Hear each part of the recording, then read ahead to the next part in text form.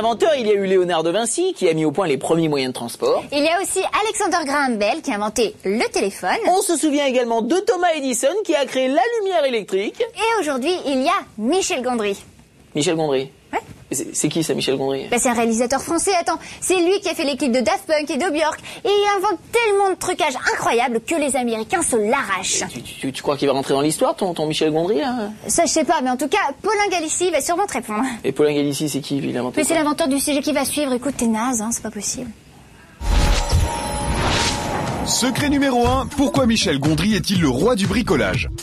Vous connaissez tous ces clips par cœur? Daft Punk, Lenny Kravitz, Kylie Minogue, I.Am ou les Rolling Stones, les vidéos de ces artistes passent régulièrement à la télé.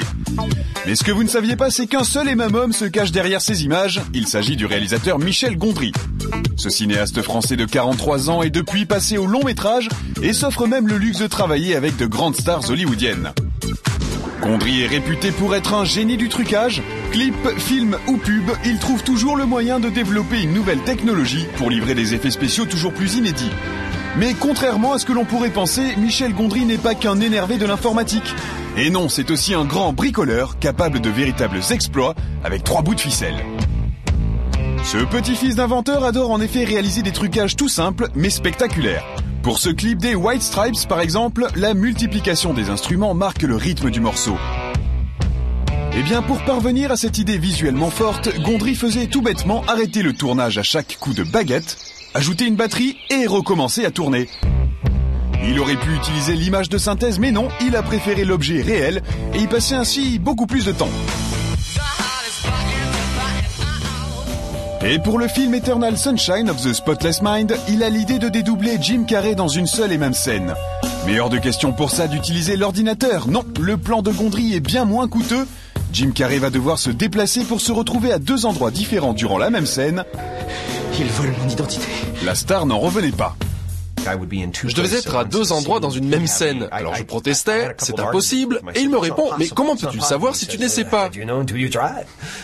Effectivement, Carrey a essayé. Il a dit son texte, foncé à l'autre bout de la pièce, enlevé sa veste et son bonnet, et a continué à jouer un petit peu décoiffé. Et puis ça recommence, il repart dans l'autre coin, se rhabille, rejoue son texte et repart dans l'autre, bref, un trucage aussi vieux que l'invention du cinéma. Alors Michel Gondry, grand roi du système D? Le système G, c'est la gondrouille. Secret numéro 2, d'où vient l'univers de Michel Gondry? On l'a compris, Gondry, c'est le roi de la débrouille.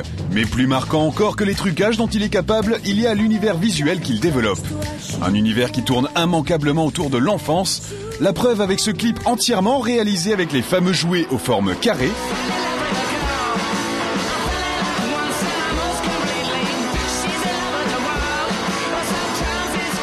Ou ce délire avec Emma Decaune qui rappelle un jeu dont on se souvient tous. Mais pourquoi ce thème quasi unique? Eh bien, ce que vous ne saviez pas, c'est que Gondry est littéralement hanté par son enfance et les rêves qui y sont liés. D'ailleurs, très souvent, il fait le même. Il rêve qu'il se réveille dans la maison de sa jeunesse, lorsque toute sa famille était réunie. Une obsession qui permet au cinéaste d'exploiter ses souvenirs d'enfance dans son travail. Et les rêves ont pris une telle importance dans sa carrière que son prochain film s'intitulera La science du sommeil, et ça racontera un peu sa propre histoire. Secret numéro 3, comment Michel Gondry a-t-il révélé le vrai Jim Carrey? En 2004, Michel Gondry prend un très gros risque. Faire une comédie romantique avec Kate Winslet. Oui, c'est pourquoi? Et devinez qui?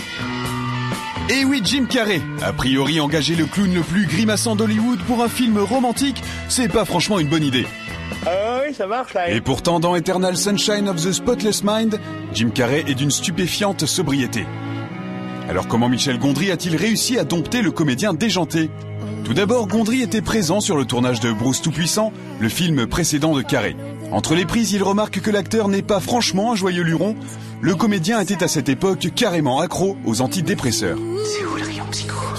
Gondry se met alors en tête d'exploiter le véritable Jim Carrey, de révéler son vrai visage et de l'empêcher de se masquer derrière ses grimaces habituelles. Ouais, mais tu me castres, ça va faire un film raté, encore personne ne va vouloir le voir. Voyant que Jim Carrey n'est pas rassuré à l'idée de se dévoiler, Gondry, toujours obsédé par l'enfance, va demander au comédien de lui raconter ses propres souvenirs de gamin. Carrey s'exécute et Gondry va alors mettre en scène les véritables souvenirs de l'acteur. Ce dernier, jouant sa propre mémoire, trouve un registre beaucoup plus sensible que d'habitude.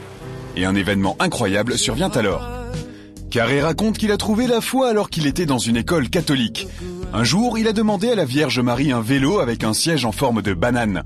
Et ce vélo, il l'a gagné 2 semaines plus tard à une tombola à laquelle un ami l'avait inscrit à son insu. Bande de coïncidences. Et miracle, alors qu'il s'apprête à jouer une scène durant laquelle il doit monter sur une bicyclette, Carré voit arriver le fameux vélo de son enfance. Sans le savoir, les accessoiristes ont retrouvé exactement le même. Profondément marqué pour la 2e fois par ce vélo magique, Carré voit dans le film une résonance mystique et s'investit à fond dans un domaine qui lui était étranger, celui de l'émotion pure. Et voilà comment Michel Gondry nous a offert le véritable visage d'un comédien aux multiples facettes.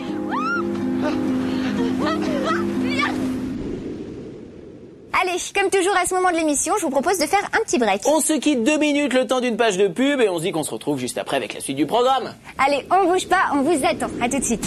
Le quiz confidentiel, c'est pratique, ça n'use pas de pile et ça permet de briller en ville en un mot.